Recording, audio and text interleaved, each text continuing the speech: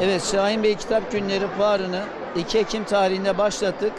Gördüğünüz gibi yaklaşık 5-6 günden beri fuarımız devam ediyor. Bu süre içerisinde arkada da gördüğünüz gibi çok yoğun bir ilgi var, alaka var. Gerek vatandaşlarımız tarafından gerekse öğrencilerimiz tarafından kitap fuarına yoğun bilgi var. 105 tane yayın evi, 28 tane yazarımız okurlarıyla buluşuyor. Hem kitap alımı noktasında yoğun bir alaka var, hem de yazarlara, söyleşilere katılım konusunda, imza günlerine katılım konusunda yoğun bir alaka var.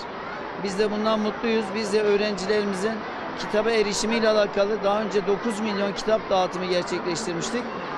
Bu sefer de 50 bin tane öğrencimize 80 TL değerinde 80 liralık kitap alacak hediye çeki veriyoruz.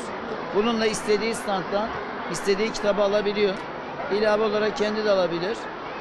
Öğrencilerimizin sevdiği yazarla, kitapla buluşmasına bu vesileyle katkı sağlamış oluyoruz.